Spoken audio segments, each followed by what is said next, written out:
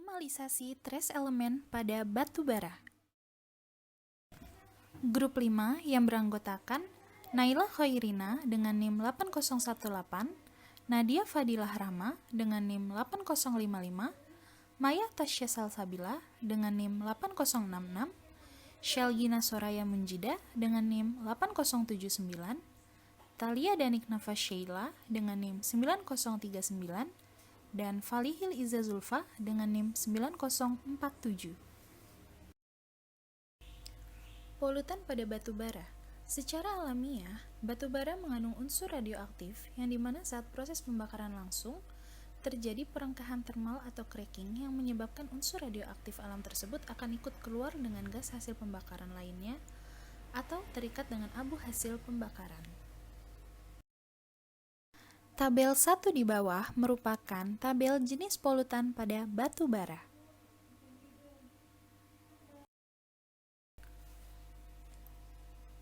Polutan radioaktif Pb, Po, Pa, Ra, Th, dan U termasuk golongan logam berat dan berdampak buruk terhadap kesehatan. Paparan radiasi P yang dihasilkan dari Pb210 merupakan bahaya radiasi eksternal dan internal terhadap tubuh manusia. Sedangkan radiasi A yang dihasilkan dari PO210 sampai dengan U238 merupakan bahaya radiasi internal. Bahaya radiasi eksternal artinya unsur radioaktif tersebut walaupun berada di luar tubuh tetap merupakan sumber bahaya radiasi karena daya tembusnya yang besar. Bahaya radiasi internal artinya unsur radioaktif tersebut tidak berbahaya kalau hanya berada di luar tubuh karena daya tembusnya relatif sangat pendek. Akan tetapi, menjadi berbahaya bila masuk ke dalam tubuh manusia karena daya ionisasinya yang besar. Bahaya polutan bagi makhluk hidup. Timbal 210. Keberadaan timbal dalam tubuh dapat mengakibatkan gangguan fungsi jaringan dan metabolisme, gangguan pada ginjal, gangguan pada sistem reproduksi, gangguan fungsi paru-paru, menurunnya tingkat kecerdasan anak, pada ibu hamil dapat menyebabkan berkurangnya kesuburan, keguguran atau mempengaruhi perkembangan sel otak janin, bahkan dapat menyebabkan kelumpuhan. Polonium-210. Polonium-210 menjadi masalah bagi manusia jika ia masuk ke dalam tubuh melalui makanan atau minuman yang terkontaminasi. Juga dari menghirup udara yang bercampur zat radioaktif. Kadar berbahaya polonium-210 bahkan hanya beberapa mikrogram saja, lebih kecil dari setitik bubuk lada. Jika seseorang menelan polonium-210, sekitar 50-90%-nya akan keluar melalui feses, sedangkan yang tertinggal akan masuk ke aliran darah.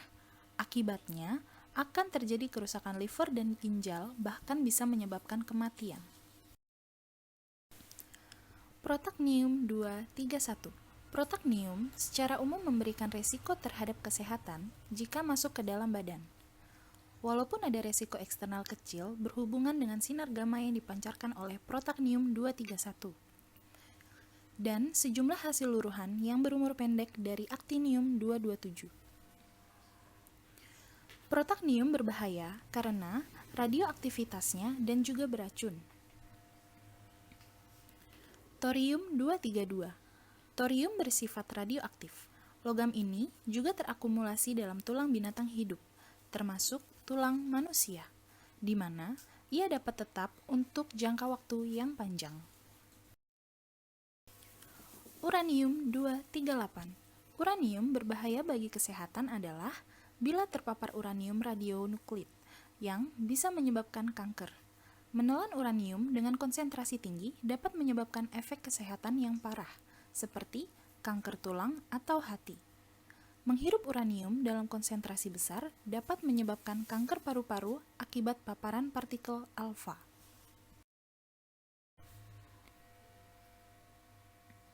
Karbon 14. Menghirup karbon hitam seperti di tambang batu bara dapat memicu kerusakan sementara atau permanen paru-paru dan jantung. Kulit yang terkena paparan karbon hitam dapat menyebabkan peradangan pada folikel rambut dan lesi mukosa mulut. Kalium 40. Kalium adalah logam reaktif yang dapat bereaksi hebat dengan air dan bersifat eksplosif. Gas hidrogen yang dihasilkan dari reaksi ini dapat terbakar. Kalium dapat bereaksi dengan uap air di udara. Kalium dapat membentuk senyawa peroksida yang tidak stabil dan bersifat sangat reaktif jika disimpan terlalu lama. Teknik pengontrol trace element. Flue gas desulfurization (FGD), Selective Catalytic Reduction (SCR), Electrostatic Precipitator (ESP). Flue gas desulfurization (FGD). Sistem yang banyak digunakan adalah wet scrubbing, dry scrubbing, dan sorbent injection. Wet scrubbing dapat digunakan untuk penghilangan emisi Hg dengan melarutkan oksida merkuri Hg2+ di dalam air sebagai cairan penyerapnya. Spray dry scrubbing juga dapat digunakan untuk menghilangkan emisi Hg dengan meningkatkan suhu inlet flue gas saat melewati spray drying system. Dry sorbent injection dengan karbon aktif sebagai sorben dapat ditambahkan dalam mengurangi emisi Hg pada suhu rendah. Selective Catalytic Reduction (SCR). Teknologi yang banyak digunakan untuk mengontrol emisi NOx ditemukan juga bahwa dapat mengontrol emisi Hg. Namun, memiliki efek negatif pada oksidasi HGO sehingga produk pengoksidasi akan hilang ketika katalis mengenai NH3. Electrostatic Precipitator (ESP) merupakan teknologi pengontrol emisi partikulat.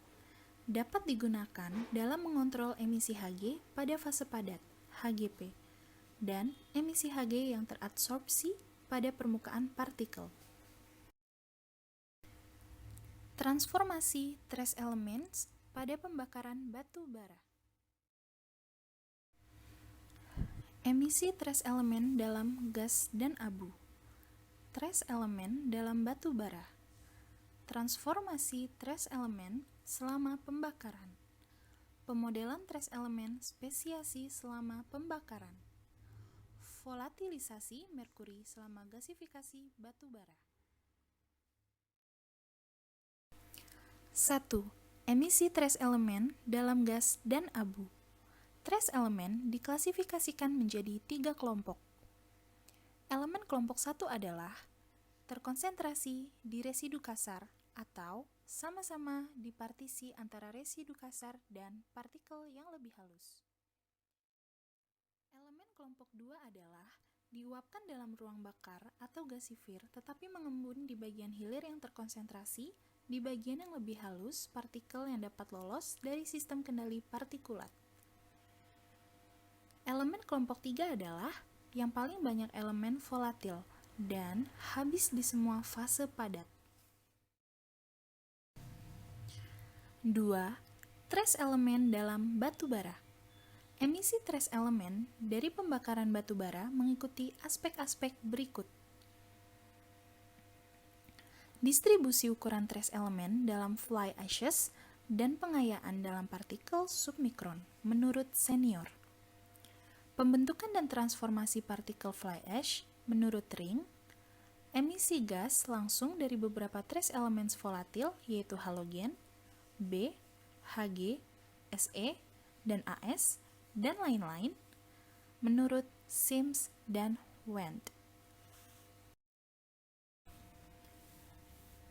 3. Transformasi trace element selama pembakaran.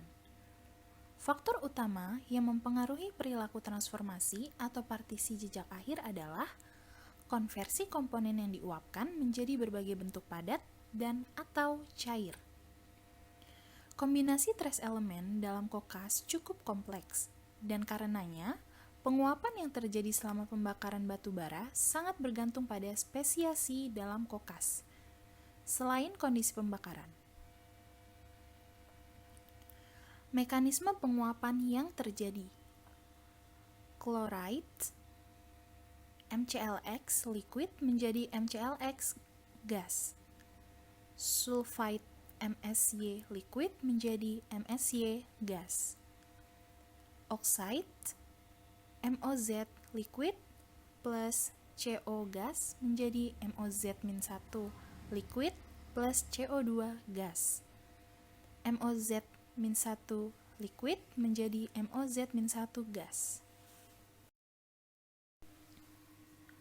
4. Pemodelan trace elemen spesiasi selama pembakaran. Sebagian besar mekanisme trace elemen berfokus pada merkuri. Spesifikasi merkuri dalam kondisi pasca pembakaran diperlukan pemahaman antara oksidasi elemental Hg0 dan Hg2+. Oksidasi Hg terutama melalui proses daur ulang Cl atom dengan konsentrasi Cl dan Cl2. O2 dengan lemah mempromosikan oksidasi Hg homogen, sedangkan kelembaban adalah inhibitor yang lebih kuat. Tidak ada yang dapat mempromosikan atau menghambat oksidasi Hg homogen, tergantung pada konsentrasinya. 5. Volatilisasi merkuri selama gasifikasi batu bara. Merkuri merupakan elemen jejak yang berbahaya dalam gasifikasi batu bara, karena volatilitasnya yang tinggi. Kandungan merkuri dalam batu bara diperoleh melalui ekstraksi kimia sekuental. Berikut adalah kandungan pada merkuri dan cara terjadinya, dapat dilihat pada tabel. Lignit memiliki proporsi merkuri tertinggi dalam sulfida, dan komponen yang diekstraksi hanya sekitar 50%. Dapat dilihat dalam tabel di bawah ini.